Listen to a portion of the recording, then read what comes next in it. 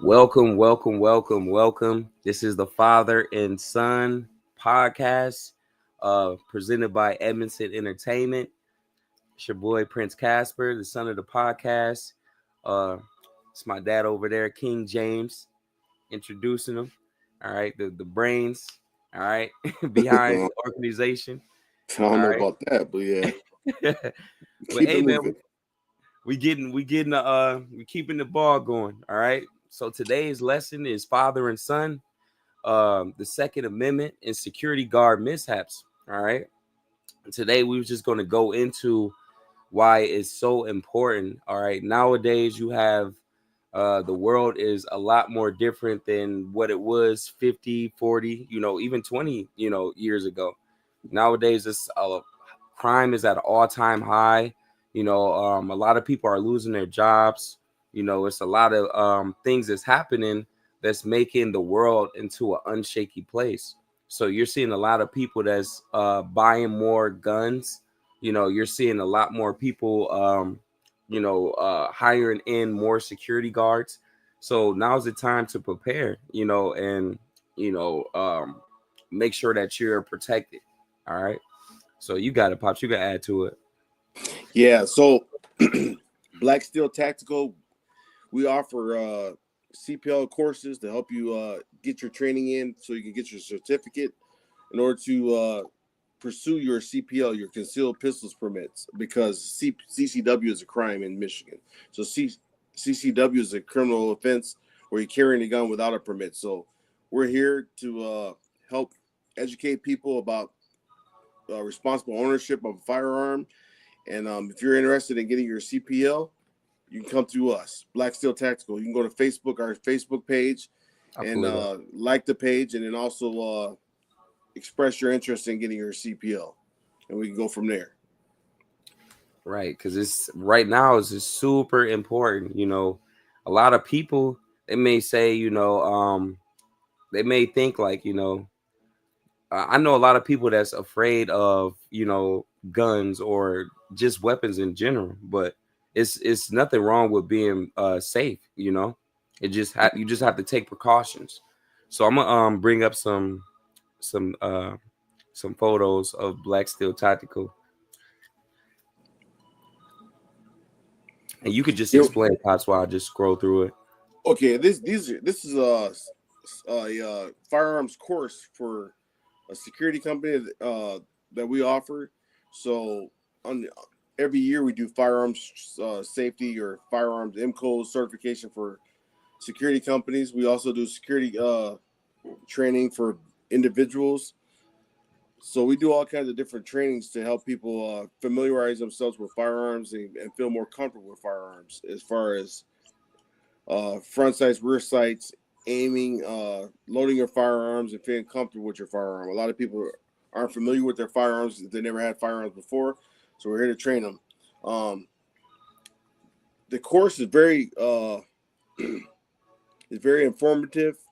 We offer a lot of information about the criminal law aspect of it. You have a bunch of people that aren't familiar with the criminal side of it or the law side of it. So you have a lot of experience as far as retired law enforcement or current law enforcement officers that are giving you information about defending yourself and defending your family. So you're getting all those what ifs kind of conversations. Black Steel Tactical has been out here for a minute now. We've been doing several classes over the years. We train many people, so we're no startup company. We've been around for a while. We actually been doing a lot of training throughout the years. So if you're interested, follow us on Facebook, and we'll go from there. All right. So yeah, definitely follow Black Steel Tactical. Again, I'll pull up the page one more time. Um, Definitely informative. Definitely want to take that course if you haven't. All right. So So yeah, Craig, you took that course, so you took our class. So tell me what you thought of it. I thought it was very informative. Straight to the point. I You like it. know, and for the most part, I feel like a lot more people should definitely get more acquainted with that. I agree. I agree. So I'm gonna go into this. The Second Amendment says may refer to the Second Amendment 2A may refer to the Second Amendment of the United States Constitution, the H-2A visa program, or the 42 CFR Part 2A.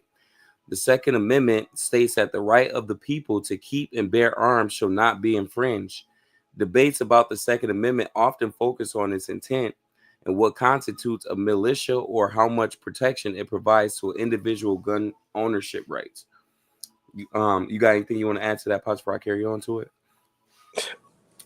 I think everyone's entitled to have a firearm to defend themselves and their family. I think people need to be more aware of that. I think more people needs to be they need to take advantage of those rights and be more familiar with those rights, and also be able to look into firearms and protecting their household. There's a lot of things going on in this world that a lot of people aren't considering. Like you got to be able to police yourself sometimes, because the police can't always be there 100%.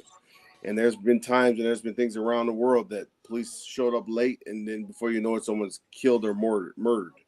So I think being educated in 2A and being educated on what you can and cannot do with a firearm is also important to that cause of being safe and protecting people that you love.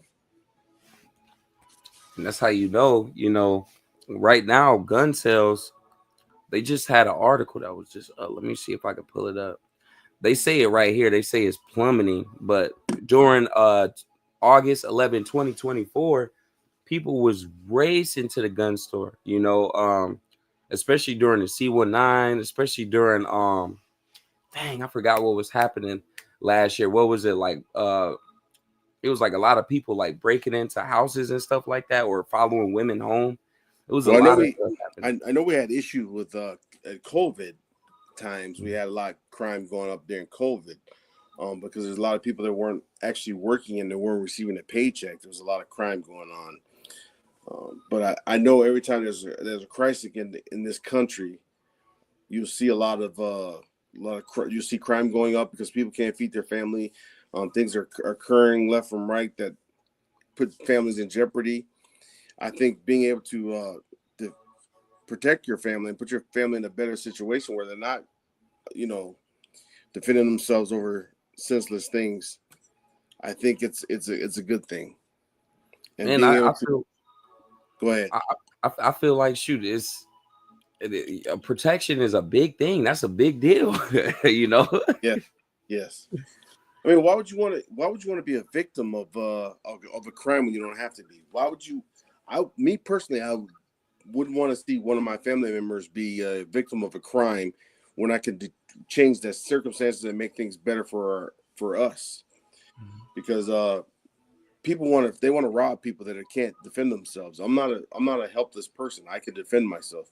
I don't not carry a handgun. I have an EDC that I carry every day, and believe me, I carry every day. So it's not like I want to be a victim, and I don't want my family to be a victim. So I teach my families to be able to defend themselves in a safe way and be educated in firearms, educated in the law, in order, in case something does happen, they know the right thing to do and they know how to defend themselves.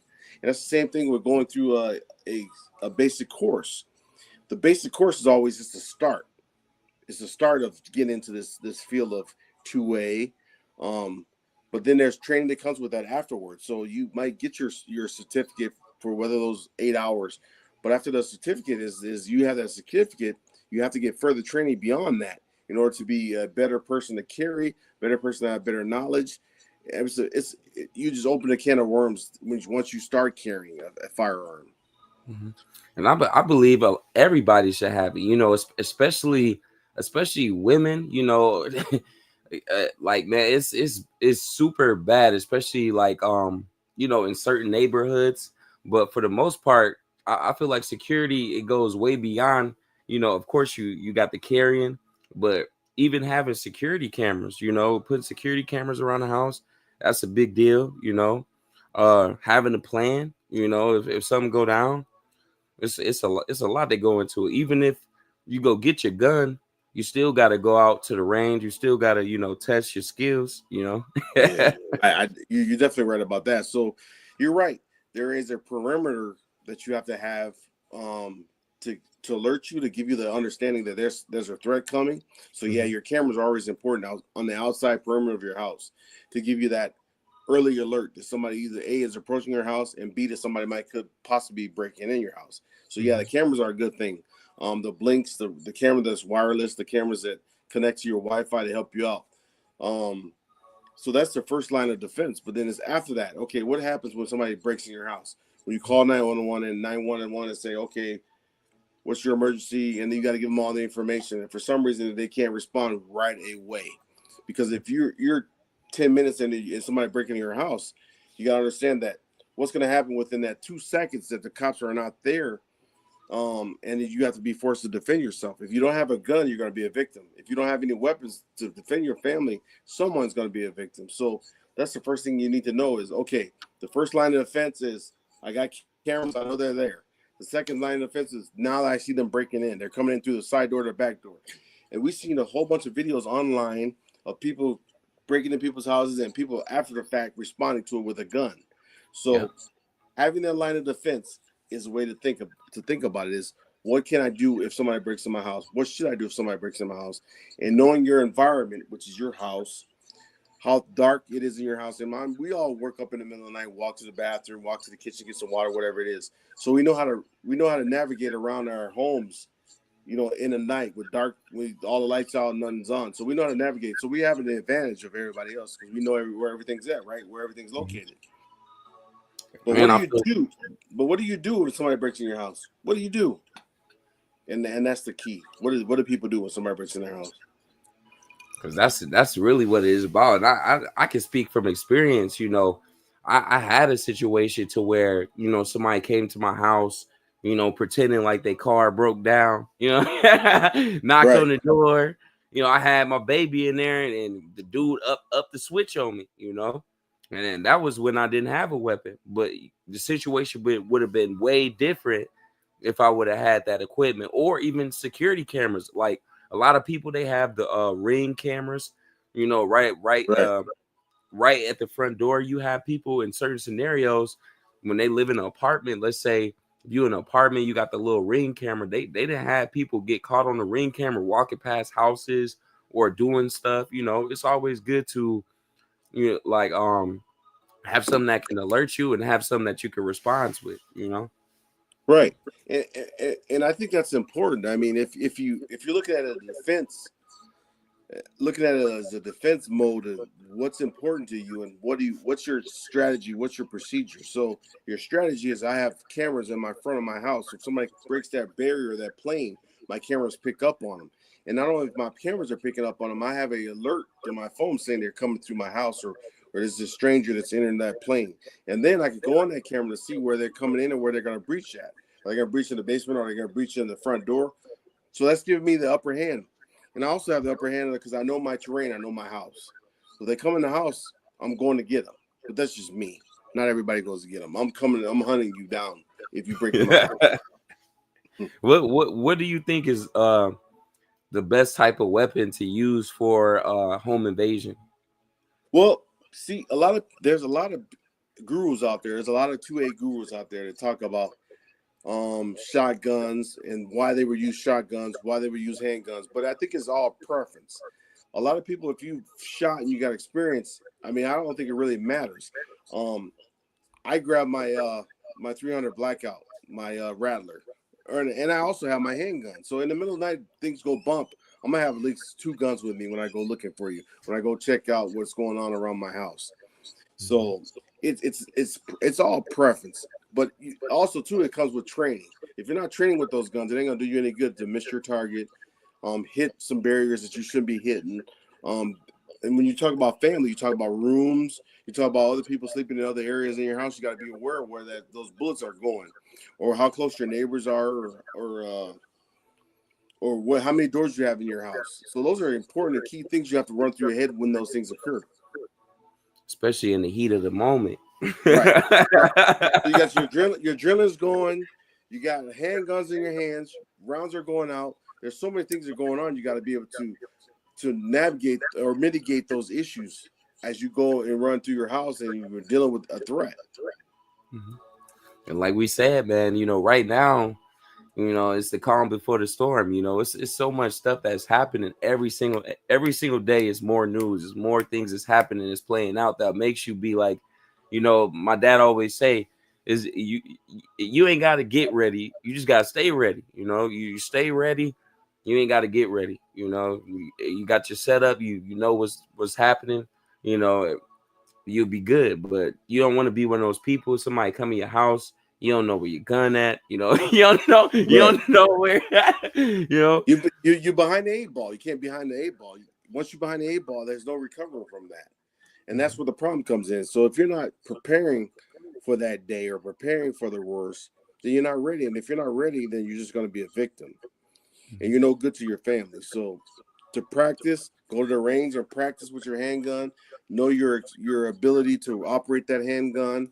Know your ability to shoot through various barriers. Know how close your neighbors are. Know your escape routes. Those type of deals. Because in Michigan, we have no right to. I mean, you don't have to retreat when you're in your house. When you have your family that's upstairs asleep, someone's got to take care of that threat and make a response and do respond to that threat one way or another. Exactly. And it's only right, man. Like it said, the right to bear arm. That's your right as an American. Um, Let And me that's read where this other article. countries, a lot of countries are afraid of us because a lot of Americans have guns. We're citizens. The citizens are armed.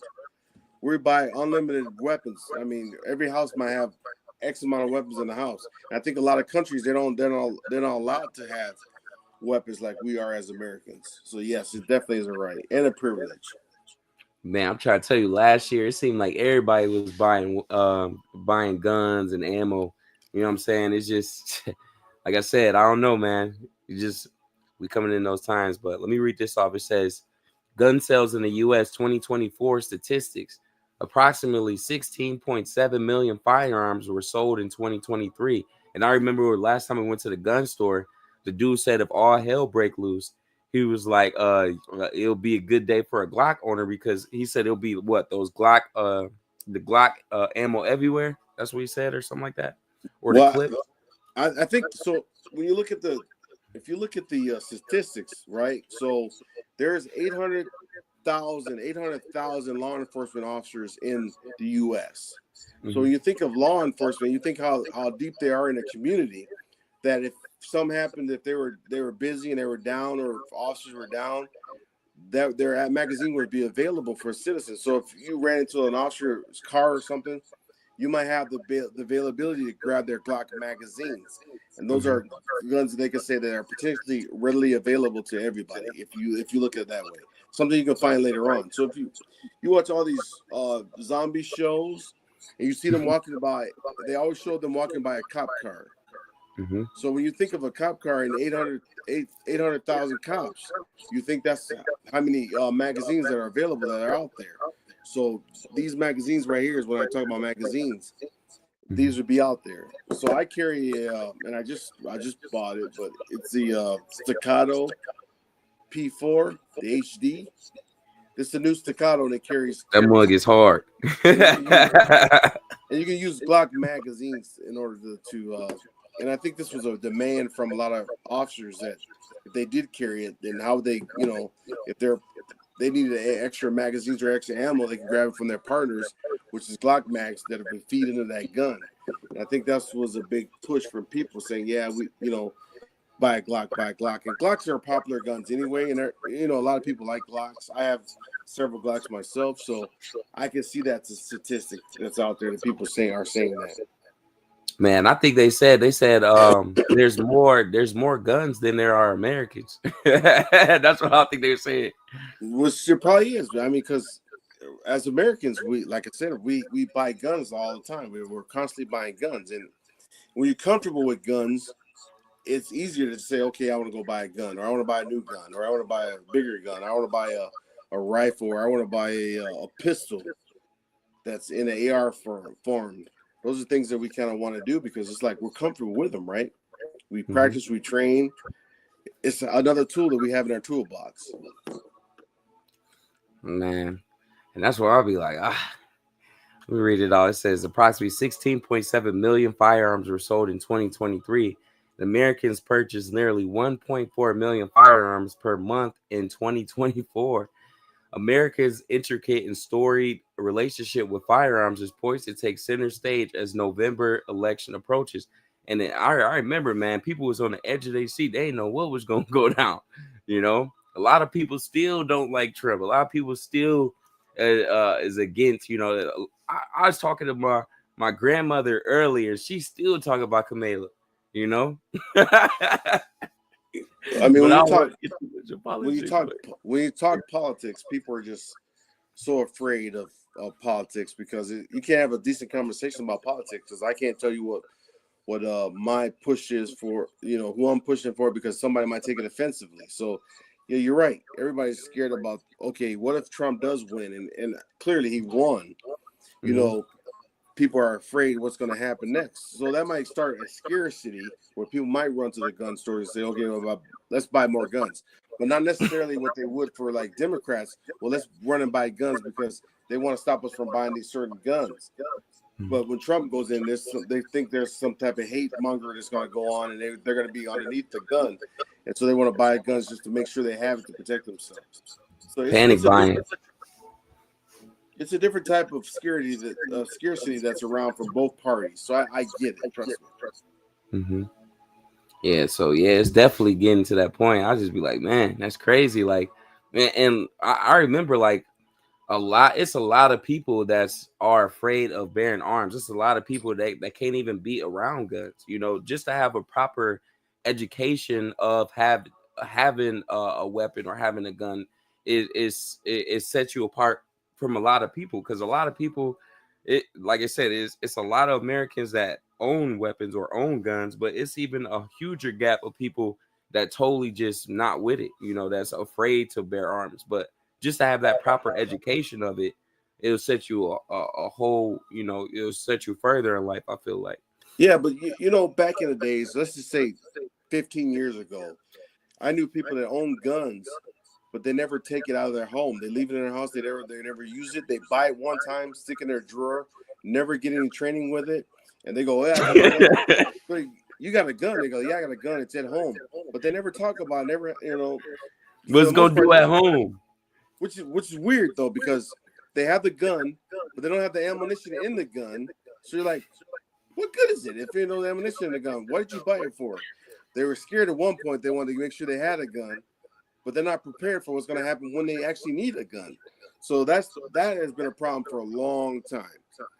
And so it literally takes seconds for something to pop off, literally. Yeah.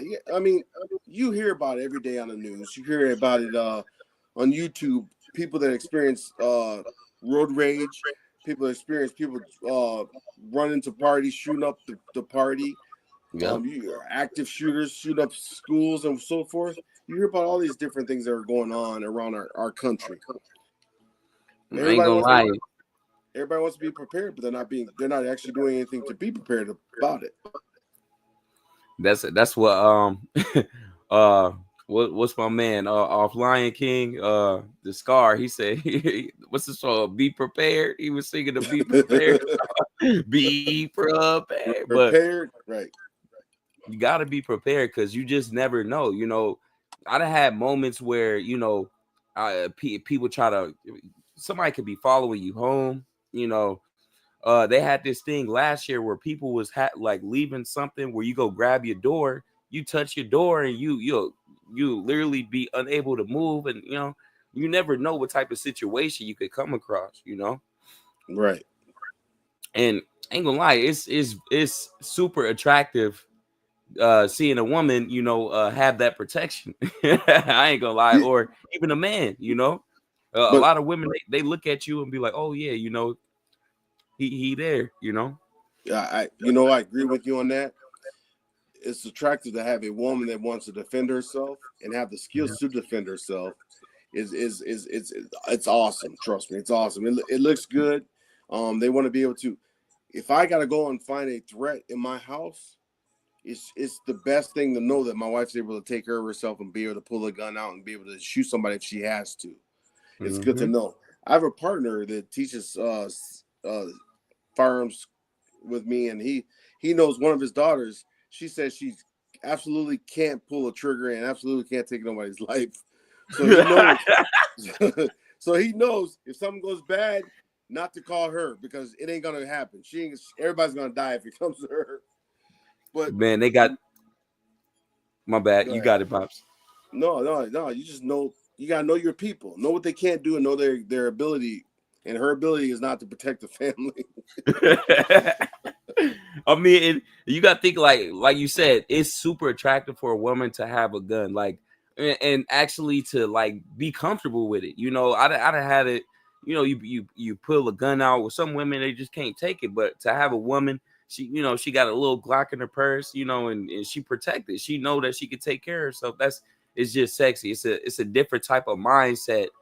Just even as a man, I remember back in the day, you hit the gym, you can go work out, you get swole or whatever, but just having your weapon, it's a different type of feeling of protection for real.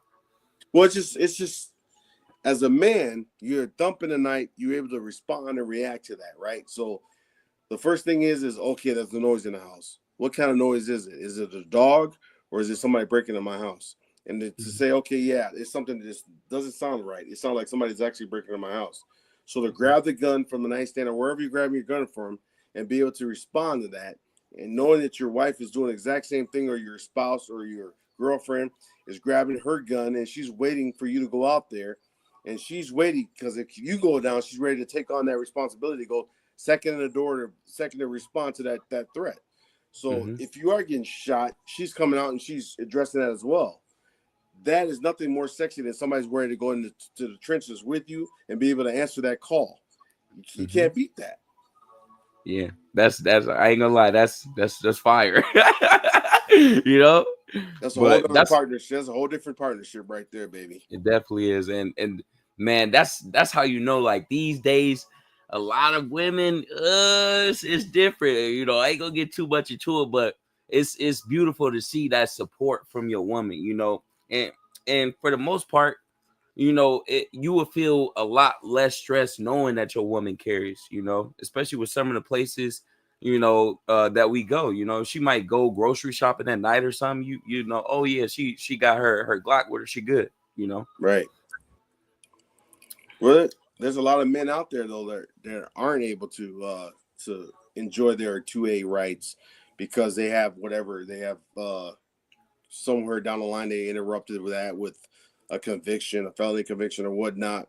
But and there's some people that I know that they have actually firearms CPL, and later on they end up marrying or hooking up with a guy who has these convictions, and those are big issues, right? Because they really can't be around firearms or weapons. So it changes the whole game for the female. They say, okay, well, I can't have a gun here if this guy's having a conviction because I don't want him to end up going back to jail. And so there's some things out there that people have to do differently because of that, which cause them a lot of grief because they can't have firearms. But And that's all about being responsible. For the most part, I take it as you got to be responsible. I mean, everybody is given a life. What you yeah, do with your life, we all make mistakes, we all do things or whatever, but for the most part, you gotta move right, man. Even when you got a gun, you gotta have some type of intelligence. You can't just be up in the facts, switch. You gotta have some type facts. of knowledge. Even if you bear arms, you can't just be going crazy. Well, you're right, because owning a firearm is another responsibility, right? So not only do you have the training and all the experience with having a firearm, but the safety of having it, putting it somewhere where there's responsible, where somebody who's not authorized to have the gun can't pick it up and take it out of the house, or can't pick it up and commit another crime, or a baby shows up and he's messing around or she's messing around and finds it, and then all of a sudden it's just you have to be responsible. That's just how it works. Mhm. It's a big responsibility having a firearm, but it's a bigger responsibility when you're negligent with it and you're just reckless. And that's what we going into. It was just it's to have a gun is very important, but also just be responsible. And just like I was telling my boy earlier, I was like, back in the day, you used to have knights. Back in the medieval days, everybody had a sword. To the Right. death, they pull it out. What you say? And they're just straight to the death. Knights clean, clean, clean. But the modern day weapon now is a gun, man. Yeah, Even though we do keep swords and knives, swords are now little knives or daggers. So daggers. it's just like we all choose our weapon. We all choose our way of fighting our battles and being that warrior at the end of the day, right? Mm-hmm. So picking out a knife, picking out your arsenal, and what's going to be the protector of your family, and I think having a gun is always positive of having a knife as well, because that's how we defend ourselves, right? Having multiple weapons, being able to switch up, also carry a taser as well. So yeah, I definitely feel you. Especially, and I'm like, man, that gun, it run out, that knife ain't.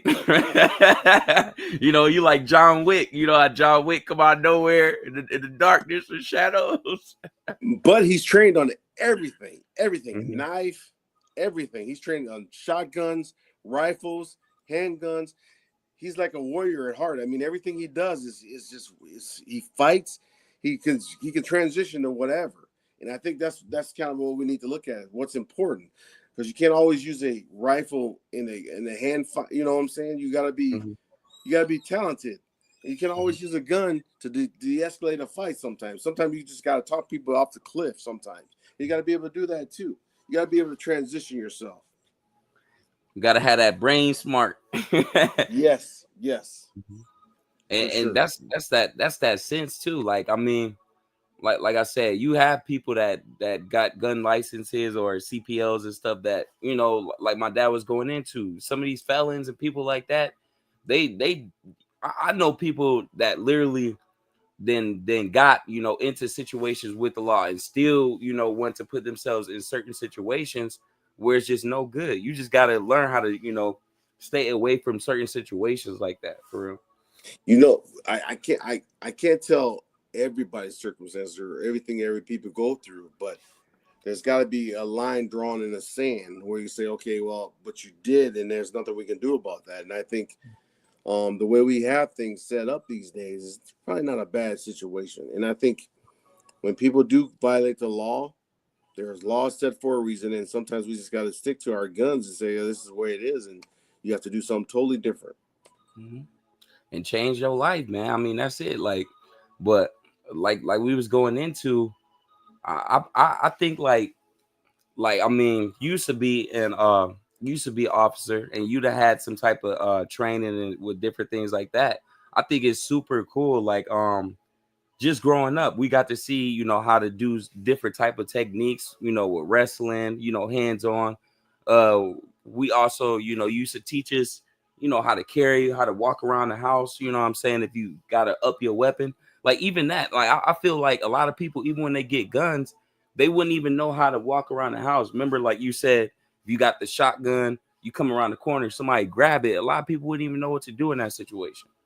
You know? Yeah, but see, this like when taking these courses, those are the questions you ask. What is the best thing to grab? What's best to manipulate these corners to prepare myself in case there's multiple assailants, to prepare myself if I do come around the corner and somebody does grab my long gun, what do I do? Those are the questions these people need to be asking and training themselves when they go to shoot at a range. So a lot of these ranges, you just shoot at a target. That's all you're doing.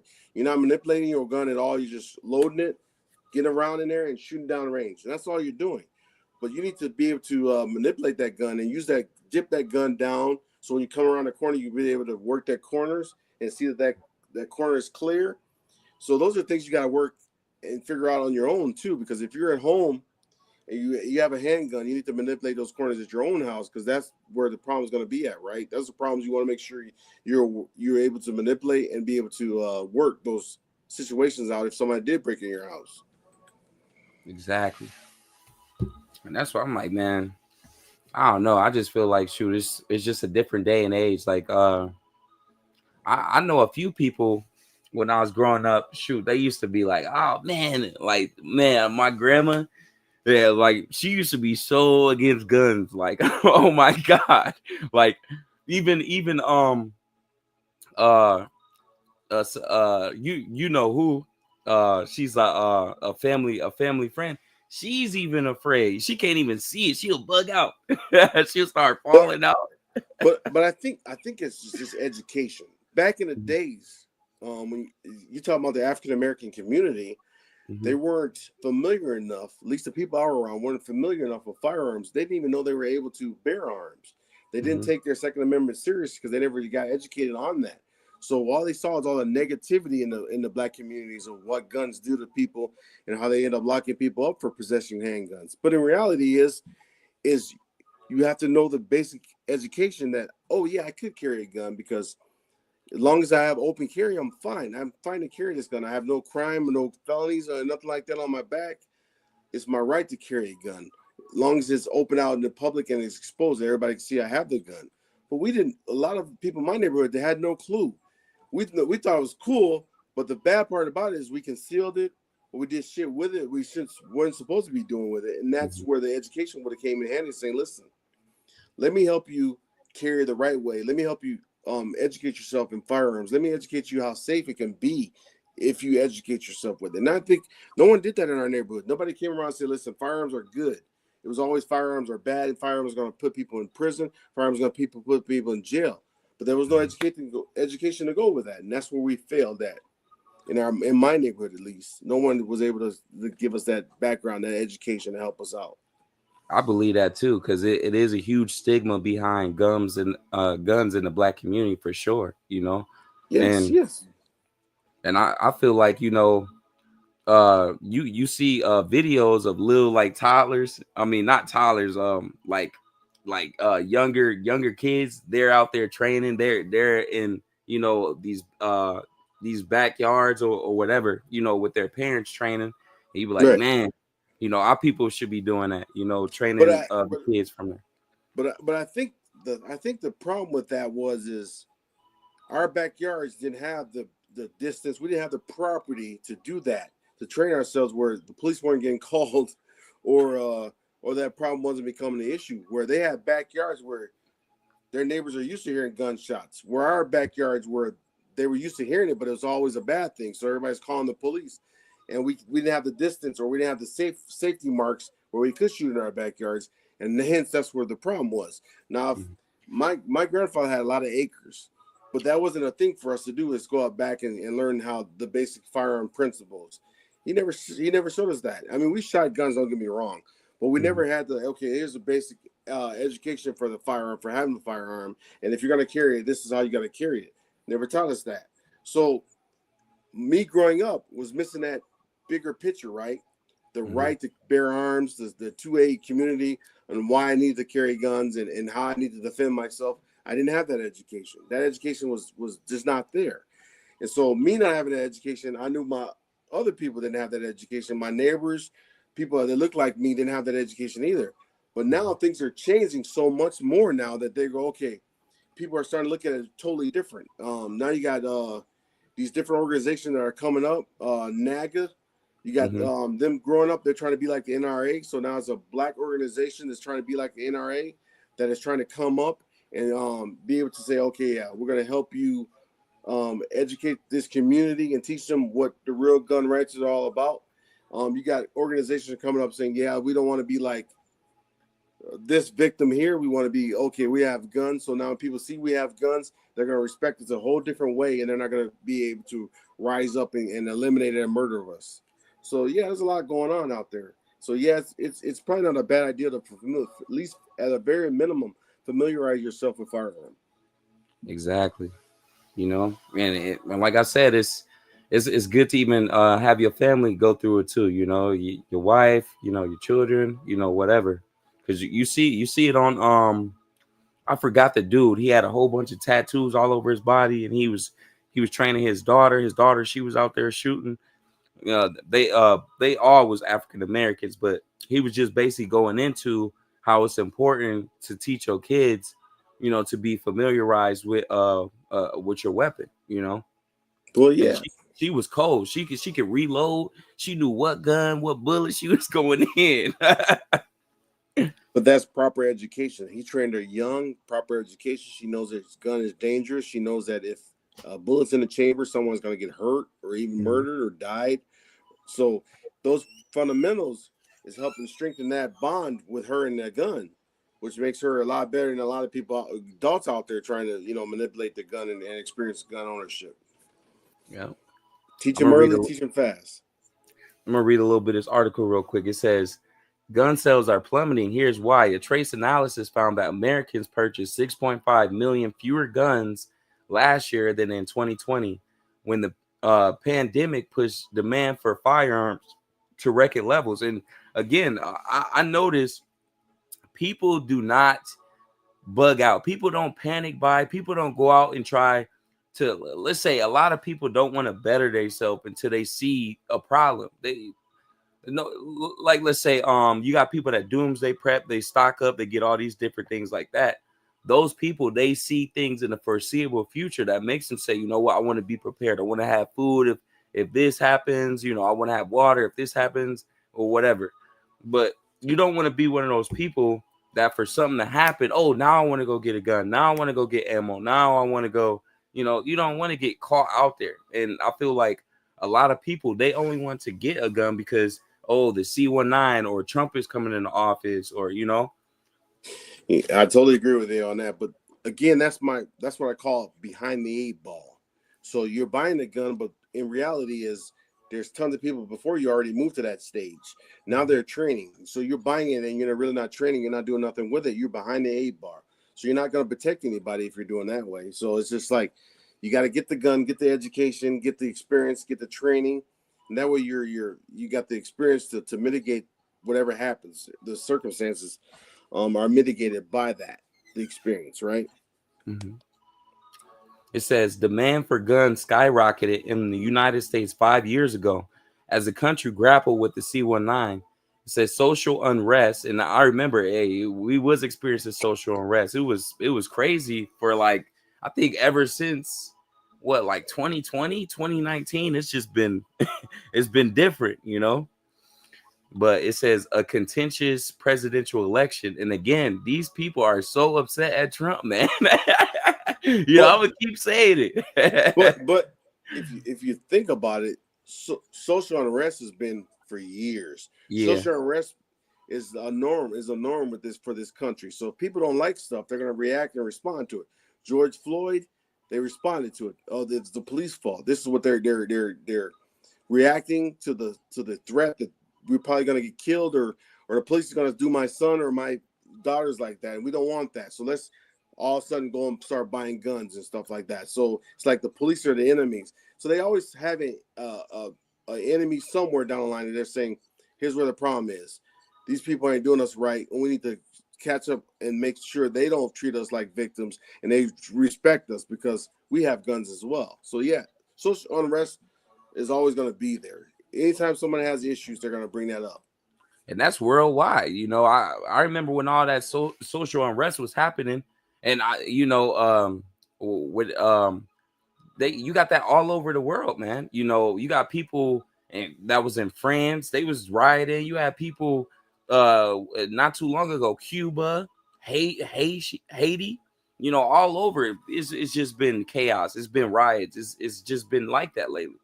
It's been in this country forever. You're right. It's been in this country forever. Even not just George Floyd, but we had tons of different various issues with black people that makes wrongful deaths and deaths that they thought was justified, where the rest of the society said no, that wasn't justified, and we ended up with riots, destruction of property, and everything else. Yeah. Even with that Eagles game, you just had the Eagles. The Eagles, they won the Super Bowl. And what did the people do? They went right to the streets, start destroying stuff, setting fires. Yeah. Yeah, in Philadelphia. Yeah. You're jumping on type of lighting poles. Some dude died because he was trying to climb a lighting pole. And I guess before everybody went out there, they oiled up all the lighting poles. So the dude went to go climb up a lighting pole and he fell down and cracked his neck. Well, you ain't got Oh nobody wow. to blame but yourself. What are you doing trying to climb a pole? Like that, like man, come on, man, common sense. But my fault. You got it, pops. No, I'm just agreeing with you. It's just people do things and you can't always justify what they do, but you try to rationalize them. Did that make sense? And it doesn't make sense. I mean, you keep it moving. Keep it moving. It says now that booms appears to be ending, right? Because don't nobody people when people think that everything is cool, everything is fine, then okay, now I don't need a weapon, now I don't need a gun. That's what that like my dad was going into. You would literally have people that leave their gun in their drawers or leave it at home, you know, not knowing that something can happen anytime, you know. See, I think what they're missing is it hasn't ended. There's Mm-hmm. people know they have their rights. So when these people buy these guns, they're just calmed down. They're not buying as many guns as before, but everybody has a gun. Mm-hmm. So whether they carry it on their person or they're leaving it at home, they have a gun. Mm-hmm. The problem is they're not taking it out in the world and having it on the person in case something happens. And I think a lot of these states say, okay, if everybody's carrying guns, then people are scared to do something crazy, like run into a room and start shooting all these people because they don't know who's going to be armed or who's going to be able to defend themselves, right? And I think social media thought, okay, yeah, if somebody did come in and run up in here, they have 800 people that are armed. So just like when they had the Las Vegas shooting, you would think there would be so many people in that crowd that had guns and be able to respond to that. But Mm-hmm. I didn't hear if anybody had a gun. But then again, you're in a venue. In the venue, I think venues they search you and make sure you don't have a gun, so they know the inside of it's safe. But here we're looking at something on the outside of that is not safe. A guy shooting from I can't remember the name of the hotel, but anyway, he's shooting from there into the crowd of people that are outside in a venue. So of course they couldn't pat him down and they couldn't make sure he didn't have a gun. But that was the issue. He was taking out all these people from a distance using a high-powered rifle, shooting people, right? Mm-hmm. I think people need to wake up and realize that, if you're going to buy a gun, if you're going to say, oh, listen, I'm going to carry a gun, you need to carry a gun. And you need to make a difference. Remember when they was having all those school shootings, and they was like, you know what? We're gonna give the teachers the ability to carry at school, and I thought that was cool. I thought that was super wise. Yeah, but then again, and I did too. Really, I did too. The problem is the teachers didn't want that responsibility. They didn't want to have to teach your kids and be able to defend them too at the same time, which I get it because that's a whole different pressure. You know what I'm saying? You either got it or you don't. And at Uh-huh. least I'd give the teachers their props. At least they didn't want to have that responsibility. They said we don't want that responsibility, because first of all, you got to make sure all the kids are safe. You got to get them to a spot right in the room to make sure they're hidden and they can defend themselves if the guy did get in the room and do that. So then that's a whole different. It's a whole different caveat. There's a whole different threat, and I totally get it. But just think though, like that, we've been having a lot like school shootings. Like I mean, it's been happening, but it's been increasing more and more. You know, and I could say as a parent, just thinking like you send your kid to school and you hear about all these school shootings, just like man, it's kind of bittersweet. It's scary that our kids are being targeted.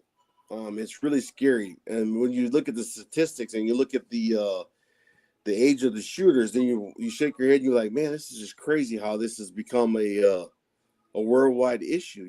Like it might be in Michigan one year and it might be in Columbine the next. It's just weird. It can be anywhere in the United States. So it's Mhm. like, how do we mitigate that? How do we fix that so we're prepared if it happens again?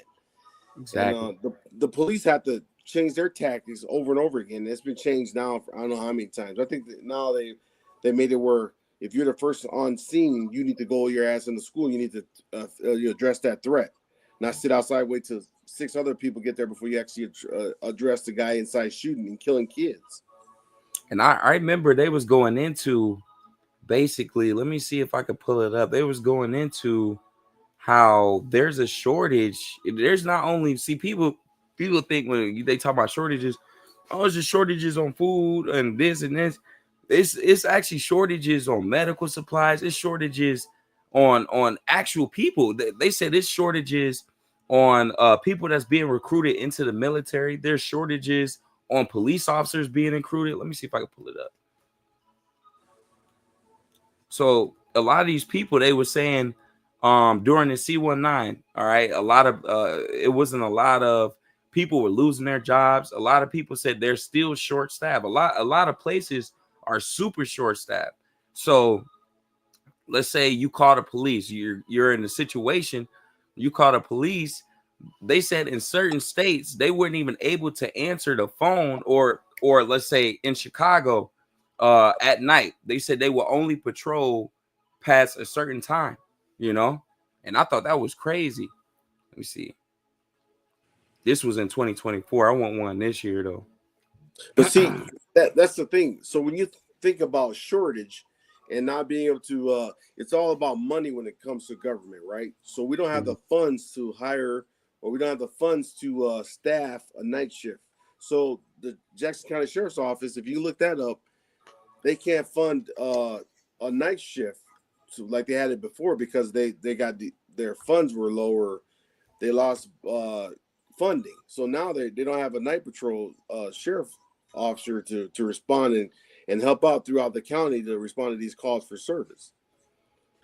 And that's heavy, man. That's that's why it's important to you have that, you know, you have some type of support, some type of, you know, protection, because you just never know, man. That's crazy.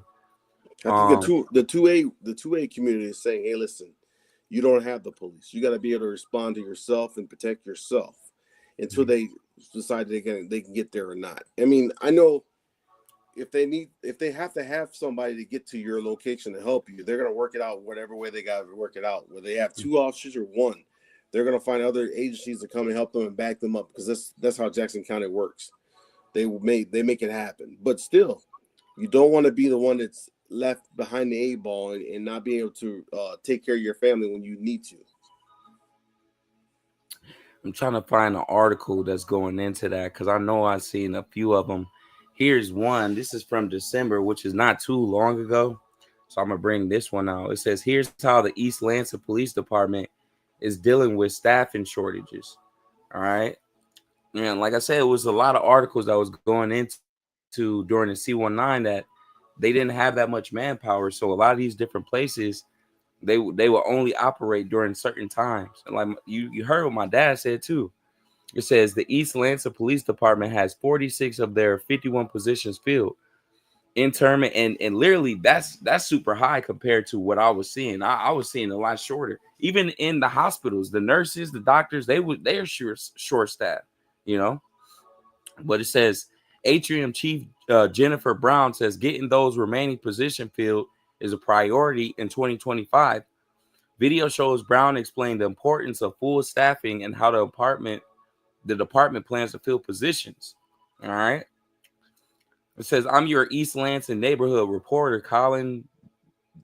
I ain't even going to try to get that name. According to a survey from the University of Michigan, nearly 3/4, 72% of local police departments in Michigan say they're having trouble recruiting new staff. And about 40% say they have significant trouble. Come on, man. I ain't got to read no more. No, I ain't got to don't. But read no more, man. that's happening not just in Michigan, but all around the world. And if you think about Yep. it, if you look at the Department of Corrections, the exact same thing is they don't have the recruitment numbers. They don't have the people that are interested in this field is like they used to be, especially in law enforcement. I know when I started at Jackson in 93, they had 76 or 79 police officers. I know, but before I retired, they were down to like, I think 60 something. I can't tell you. It was low. I know it was low. And I think they had like officers retiring. They just weren't recruiting them fast enough and getting them in the door fast enough. But there's a lot to do with that though. There's a lot of people saying, oh, that kids are coming up saying that's not a lot of money in that field. That's not interested in that field anymore. I mean, if you think about it, people get on social media making millions and millions of dollars. Why would you want to be a cop, right? Mm-hmm. Why would you want to be a firefighter? Why would you want to be in the Department of Corrections? Why would you want to see all that crap they see every day? So if I can make millions and millions of dollars being a social influencer, um, making millions of dollars, why would I want to be a cop, right? Shoot, you even had I seen you had this lady, she was a teacher. You had a couple women that used to be nurses. Most of these women, they was like, shoot, I'm just gonna go do the OnlyFans. and Oh, and those women, you had a woman that does OnlyFans. I think her name is Sophie Rand. Uh, she makes more money than any NBA football player, any athlete that you know in this world. She makes more than that, you know. it's because men are a bunch of perverts. But I mean, it's that's what I'm saying. You capitalize on what you good at, you know, and that's how you gonna win, man. You know, I feel like she just got her niche. She was like, you know, I know what's gonna make it, you Well, know. I don't know about niche, but I know that our society is glorifying certain things. Our Yeah. society is making it where somebody can do that. Somebody can go and do OnlyFans and make tons of money because our society is starting to say, "This is what we're into. This is what we like." Years ago, Bad Boys, police shows were really popular. People love police, and that was funneling all these young guys or young females and males into being police officers. Now we're not glorified as much as police officers. We're looked at a whole different way. We're looked at, oh yeah, these guys are Nazis with badges. Um, they're killing people. And now the media glorifies the killing of an innocent man by the police, and so it puts that bad cloud over law enforcement in general by itself, where people are saying, "Whoa, let me discourage my son, my daughter from even being a police officer because there's so much negativity that's out there that's taken away from that field that we as officers are recruiting people to come into this field, other blacks or other minorities or other anybody to come in this field. We can't do it because we're competing against social media and the media who discredit this profession and make this profession look so ugly and so dirty that people don't even want to do it. And that's what it was all about, you know. Police officers was all about serving the community and serve and protect, you know. But like my father was going into, the media, they demonize police officers. I remember watching this video of this female police officer. She was going into how, you know, back in the day she used to be glorified. Everybody used to pat her on the back at, you know, in their neighborhood. But she said recently, she said, you know, she come around, she said a lot of people, they, you know, she try to walk up, they, you know, be mad disrespectful. You know, she said a lot of people, they came at her and basically called her like, you know, that people that she was a killer, you know, or basically putting a stigma on her that, you know, that she was against, you know, a certain uh, demographic of people, you know. And she was like, you know, I'm not like that. And it was sad seeing the lady crying because she actually said she loved her job, you know. Yeah, but those are things that push people out of the field, right? Because there's things you have to do, and there's things that you have to deal with. Part of the job is if you have to pull your weapon and shoot someone, you have no choice but to deal with that one way or another, right? Either that or you behind the eight ball and somebody takes your life. And I'm sure nobody wants their life to be taken by somebody else's decision and bad judgments, right? Yeah.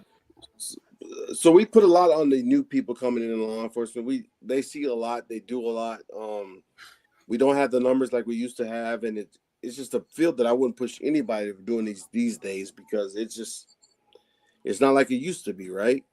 But somebody needs to do it, and we need somebody in those positions to do it.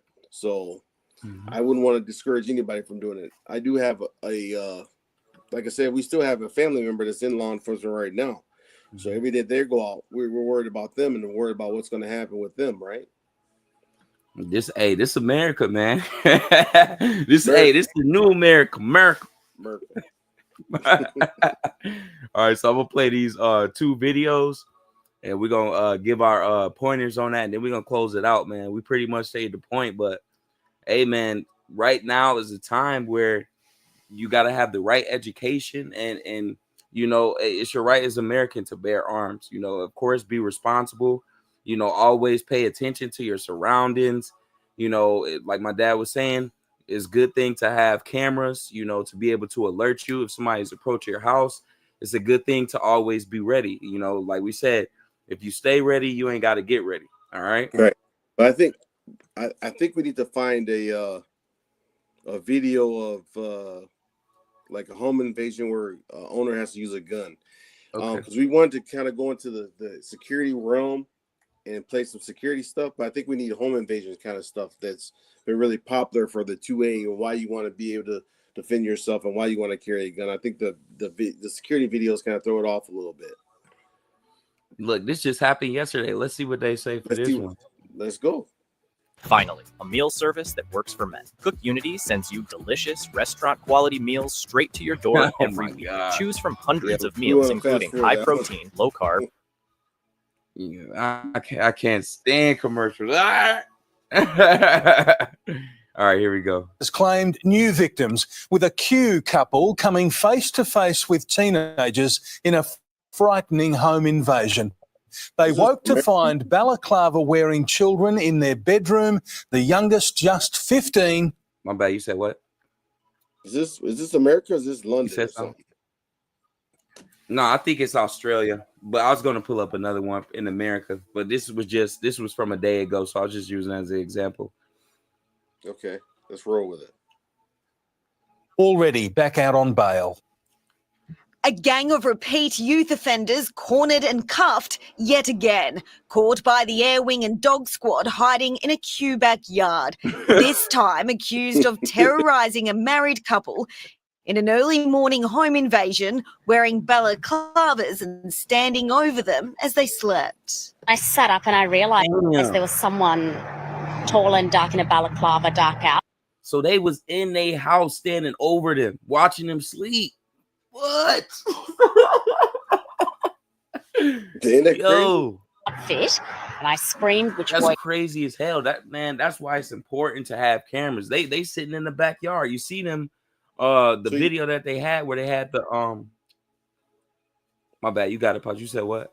No, so I'm like, so when you look at these videos and you think about how things occur and how things happen, is the homeowner is not prepared for the worst. They don't have any alert, a dog barking, a camera going off, or glass breaking or something to say, hey, listen, we need to get up. And if you got to a point where somebody's in your room, in your face, watching you sleep, you're totally out of the game. You're a victim all by yourself. You're done. You're not prepared. You might as well just say, hey, what do you want, and help them carry the stuff out and put it in the car. Yep. He said he was watching him and his wife. Wake him up, and then we realised, well, then another person came to the room. I really started screaming. The gang members aged between 15 and 17 arrived at Sackville Street in a stolen car. Their sights set on the couple's Porsches. They broke into the house taking jewellery and a mobile phone and demanding car keys. I kept telling them, don't do this is really silly. You steal the car, you could go to jail. It's, ruining your own life. While the wife lectured the teens, her husband called police. They were here within 5 minutes, and I just want to say thank you to the Victoria Police. Now, what would have happened if he would have had his weapon?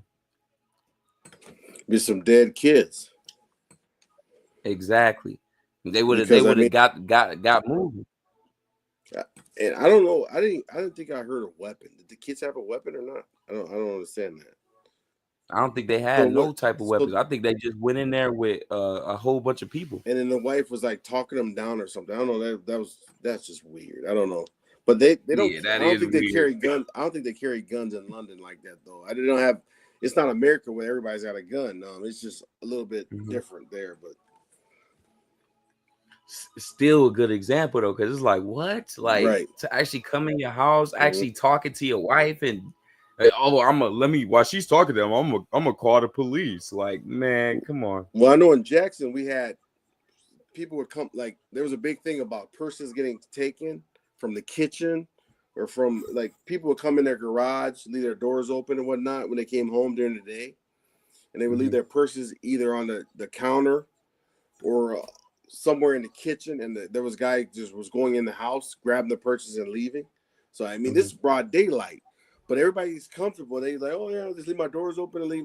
I said my purse right here, no big deal, and nothing's gonna happen. and this guy was doing it like repeatedly a lot, and they finally caught him, and he got convicted of it. But it just amazed me how people just so nonchalant. There's no big deal, and nothing's gonna happen to me. It's not gonna happen. And here they are. It'd be some crazy ass people out here. There's some people that's bugging. you wake up as a dude looking at you like. I mean, but that's the thing though, is where are we at in our situation awareness in our home? Where are we at? Are we too comfortable where we don't think it's not going to happen to us? Because I guarantee you some of our neighbors are prepared for something like that. But are we prepared? Are we able to defend ourselves, to defend our family? Do we have what it takes if something happens? Are we going to be able to deal with that circumstances and to be able to come out on top? Got to make those quick moves. Got to have that thought process to be able to, you know, I got to do this, I got to do that. You know, that quick thinking. Because like my dad said, if somebody up a gun on you, you playing catch up. You know, you're already doomed. You're too slow. Yo, what's that? It was a commercial with my man. So he had the fishing line and he had the dollar. He was like, yeah. He's like, you're too slow. They trying to grab the dollar. What did he say? I got $1. What did he say? I got it. He said, I got it. Man, I don't remember the commercial, but it was funny as hell. But it was true. It was true.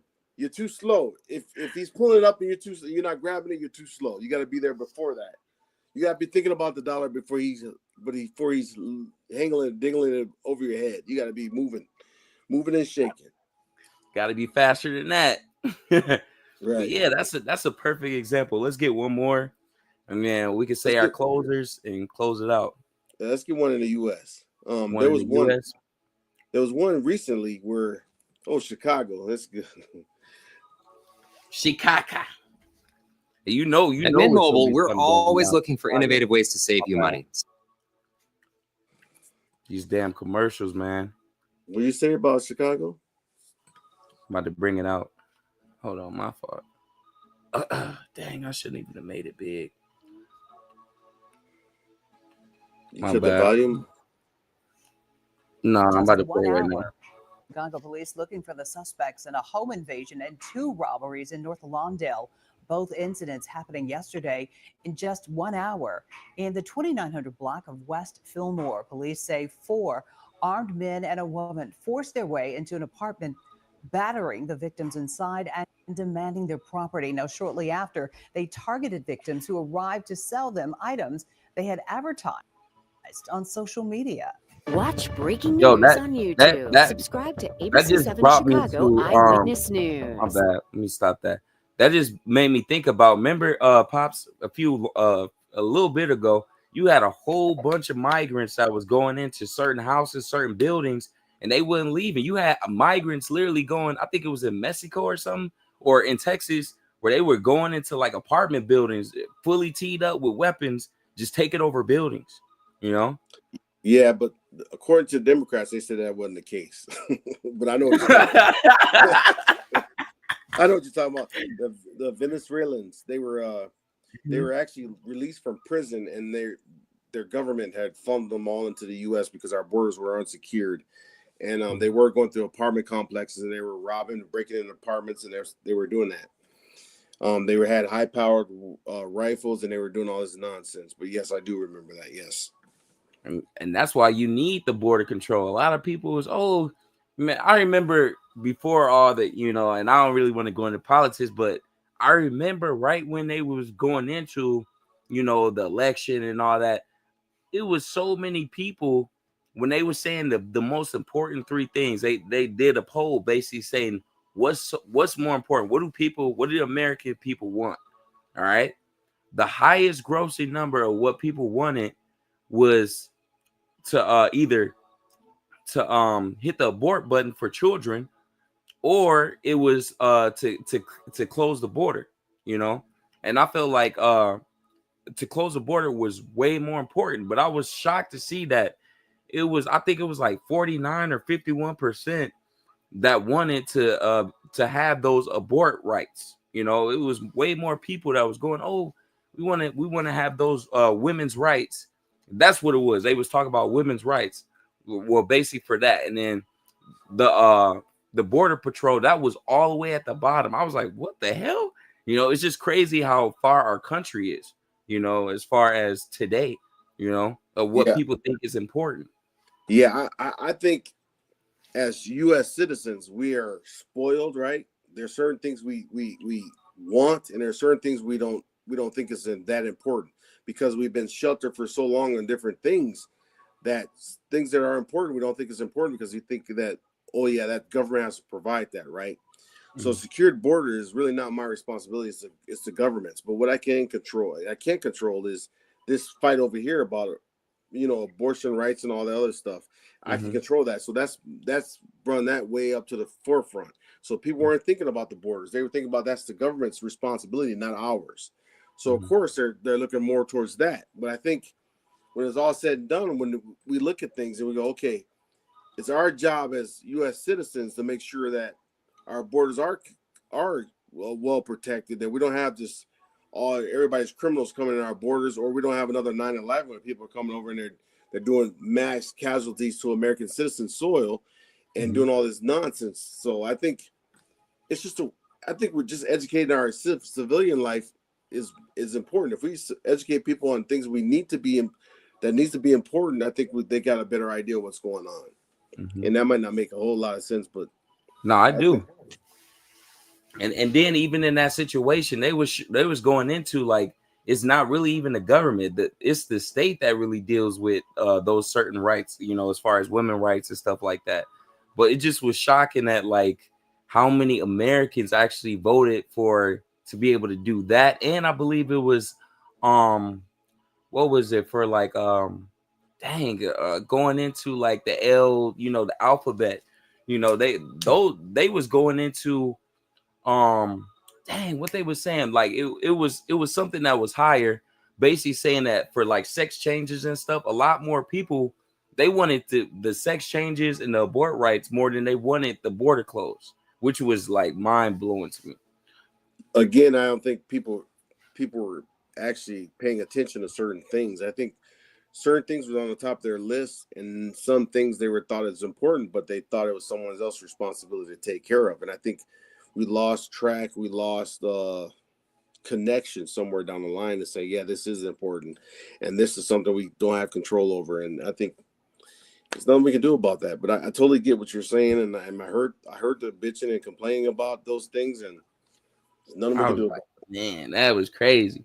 But yeah, I mean, yeah, gun control is, you know, I mean, guns is super important to have the right education, you know, and to be able to carry and know how to move. You know, again, use your mind, man. You know, don't put yourself in situations that you can't get out of. You know, be wise with the things you do and how you move, for real. But we can get some closing statements and we can close it out, Pops. Okay, let's go. Pull this up. My bad.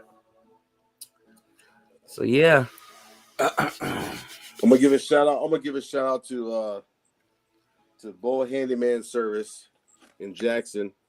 I'm rocking one of his hats. He gave me one of his hats. I'm gonna give him some shout outs. Shout out to Bo's Handyman Services. Hey, you need something taken care of, hit up Bo. There you go. So I gave him a shout out. Again, Black Steel Tactical. We're doing CPL club courses throughout the year. Like and share the page, and when we're able to have another class session, you'll be the first to know. As long as you're following that Facebook page, Black Steel Tactical.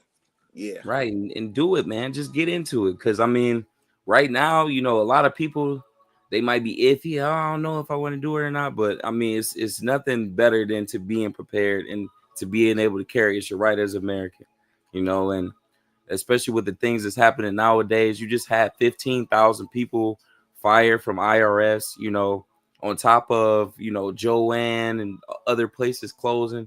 You just don't know the outlook of how things are, especially with all the things that's changing. Every day is new things that's happening, you know. Gotta become that new division. Yeah. Division, You know? gotta have that crew. So yeah, man, you know, get a plan together. You know, talk to your family, you know, figure out, you know, set up a plan. If something happen, you know, or if something go down, you know, even, you know, for your children, man, you know, if something go down, like if somebody was to come in the house, you can go through different scenarios, you know, play it out, you know, be educated, you know, educate your children, educate your, the people around you, you know, just get informed, you know. Don't be that victim. Yeah, don't be a victim, man, you know, and especially in the times we into right now, you just, it's the right time to be very, you know, open-minded and discerning, you know, what's happening around you. You know, that lady you seen on the video, they was literally sitting in the backyard. They was hiding in the backyard, you know. The cops went back there and went and grabbed them, but just be prepared, man, you know. So this is Father and Son, all right, Edmondson Entertainment. Second Amendment and security guard mishaps. We didn't even get the security guard mishaps. We'll get it next time, though. But hey, Yeah. man, it's another one, you know. Yes, it is. So, all right. Thanks everybody for tuning in. Thanks everybody for watching. Again, Black Steel Tactical, Bose Handyman Services. Go look it up, man. You guys have a good one and good night. Peace.